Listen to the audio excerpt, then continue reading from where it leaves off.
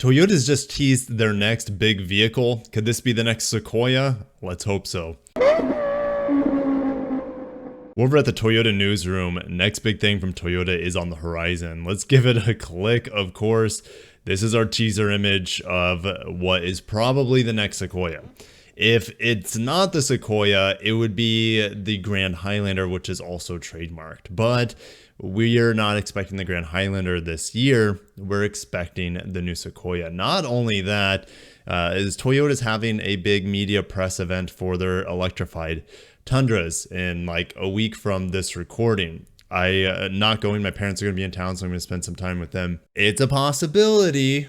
Just saying, it's a possibility that they may show either behind closed doors to the media, or that they might officially announce the Sequoia in just a week or two from now. So yeah, it's really, really close to being announced. And if it is going to be available by the end of this year, you would think that we'll have an announcement pretty soon. All they say about it is something big is coming to the Toyota SUV lineup. It sounds like a Sequoia to me. A clear picture will come into view soon. Stay tuned. I probably should have read that. So yeah, it looks like very soon we're going to have a full picture here. Fingers crossed by the end of the month. So what are we looking at? Well, I see black handles. Could this be an appearance package? Something like we see on the new Lexus LX 600. That appearance package was my favorite. Definitely stay tuned for driving impressions, but in terms of aesthetics, it was definitely my favorite as well. And the taillight here looks like an upside down Lexus L, which is kind of surprising. So it looks like this would be the taillight that would go on the back of the old LX or even the current LX, just a little bit different. Maybe not as premium either, as you can see some differences in the strongness of the lights here. They're not quite as uniform as you would see on a more high quality vehicle like a Lexus GX or LX. We have paint matched wheel arches for what that's worth. And it does look like, even though we have a blacked out handle, this looks like standard window trim. So this could very well be chrome, which is unfortunate. The C-pillar here is blacked out as well, but yeah, hopefully. And if you look at this a little bit closer, it only looks like the trim is on the back portion. It looks like either it fades into the shadows, or this window trim could just be on the back, I don't know, third or 2/3 of the vehicle, which is kind of interesting. And the big question to me after I've driven the LX 600 is how similar and how different is this going to be than the Land Cruiser based LX 600? We know it's going to have a twin turbo V6, pretty much the same power. Of course, it's going to be rated like that Tundra on regular fuel. So it'll be 389 horsepower, somewhere around there, not the 409 that we see in the LX. Still will have 479 pound-feet of torque. And again, like the Tundra, I'm not expecting the new Sequoia to have a hybrid version at launch. It's probably going to be spring of 2023 before we see a hybrid variant of the Sequoia. And what's interesting to me is, where are they going to put the battery pack? On the Tundra hybrid, it's underneath the back seat. On the Sequoia, well, the seats are going to have to be movable and flippable, maybe even removable. Not get my hopes up for that too much. Where will the battery pack go? It's got to be integrated into the floor somehow. And will they keep the same chemistry? The nickel metal hydride, is that still taking up too much room? Are they going to have to switch to something like a lithium ion? Well, if the Highlander hybrid as well as the Sienna minivan hybrid or anything to go by, they'll probably just integrate the nickel metal hydride into the floor like they do in those vehicles. Don't get your hopes up for a fully electric variant. Don't get your hopes up for a plug-in hybrid.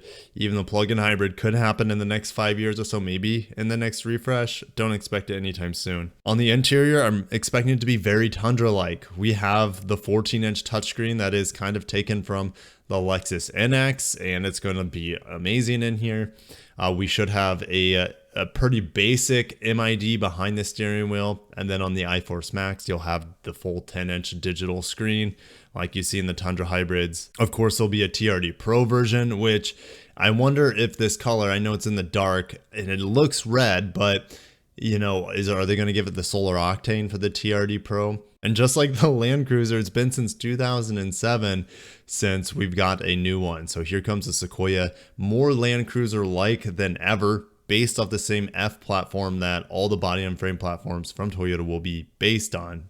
So this is essentially the closest thing outside of the Lexus LX to the Land Cruiser that we're going to get here in America, I'm assuming. But I'll see you guys down below on the Sequoia or whatever vehicle that is. It's definitely got to be the Sequoia, right? Heading over to automotive news though, some bad news for Toyota. Toyota cuts February output, expects to miss annual target on chips crunch. Half of the 150,000 in Toyota's February production will come from Japan, the rest from overseas. So it's not going to be that detrimental for our market, but you have to realize there are quite a few Lexus vehicles, which I'm assuming Lexus is included in this, is that they are built in Japan. The new LX, the GX, the LS, the LC, the NX for now until it's produced in Canada alongside the Lexus RX, the Lexus UX, the Lexus RC, the IS. So most of your Lexuses are built in Japan. They could be affected by this. And the Toyotas that are built in Japan, the Prius, Corolla Hybrid, the 4Runner, the CHR, the Supra, just kidding, that's a joke. Anyways, the GR86 is built there as well. We know how bad Subaru is getting wrecked by the chip crisis as well. So I'm sure I'm missing some other Toyota vehicles that I don't have the entire lineup in front of me. Toyota expects global production to come in under the 9 million vehicle target for its fiscal year to March 31st that the company had been clinging to since last autumn. Does that mean they're going to retain the number 1 volume automaker for the fiscal year 2021? I mean, it's kind of up in the air at this point. In a statement on Tuesday, Toyota said the semiconductor shortage would force it to reduce worldwide output by 150,000 units in February to about 700,000 units. And this is all due to the microchip crisis. Originally, Toyota was targeting 9.3 million, and we're going to be short of 9. And while most of that supply crunch is overseas, Toyota North America also said it would lose production of approximately 25 to 35,000 vehicles from its plants here in North America in February because of supply chain and COVID related challenges. Luckily, no impact on employment. People are not getting furloughed. And despite the chip shortage, output, cutbacks, and stagnant sales, Toyota delivered a 48% surge in operating profit in its July through September fiscal second quarter. So even though they're not selling as much, they're still making tons of money, something that Toyota knows how to do. Now they do have a lot of debt, but they're using it as a way for them to make more money, it seems like. Now Honda, got some Honda news, still automotive news. Honda shrugs off power concept of Toyota's future. So to sum this up, essentially Toshihiro Mibe, the CEO of Honda, who is really converting the brand to an electric brand a little bit faster than, let's say, Nissan or Toyota and the other Japanese automakers. He's saying that they've done all the research in hydrogen, and making an internal combustion engine with hydrogen is not feasible. They've spent, tons of money, tons of years developing hydrogen vehicles, and that's a strikeout for them. So while Yamaha and Toyota are making hydrogen internal combustion engines to probably preserve motorsports and things like that more than anything, here is Honda saying, oh no, it's only fuel cells that'll make sense, and even then it's going to be for big vehicles, locomotives, semi-trucks, ferries, big ships, things like that. And 10 years ago, they decided it would not become mainstream, the internal combustion hydrogen engine. Mibe wants to phase out internal combustion engine automobiles by 2040, relying on full electric and fuel cells by then, which is a complete mind F, because Honda is one of the best engine makers in the entire world, at least at large and mass production. So it's a head scratcher to me that Honda has committed to killing their internal combustion engine. Now, that doesn't mean they're going to kill it in their motorbikes, which their motorbikes actually make more money than their automobiles, I believe. So yeah, they're not going to sacrifice their cash cow motorbikes by killing the ICE engine in them, but for cars and automobiles, it looks like they are. He says their Honda Jet will likely have to run on green e-fuels. And switching gears to Mazda, working possibly on a new two-door coupe. So this is over at CarBuzz. They have a really strong render of it, and this is the patent that they're getting it from. So essentially it's a 3-door. You take the Mazda 3, you chop off the back 2 doors of the hatchback, and you have this potentially really sporty Mazda 3 coupe, like 3-door. To me, this would be a competitor against something like the GR Corolla coming out Now, it needs to have a manual transmission. That's how I see it. If they're going to have something this sporty and bent towards enthusiasts, it needs to have a manual transmission. Fingers crossed they would do that. The 2.5-liter turbo is probably the one that makes the most sense with 250 horsepower and over 300 pound-feet of torque. But guys, just because there's a patent does not mean it's coming out. So don't get your hopes up for this.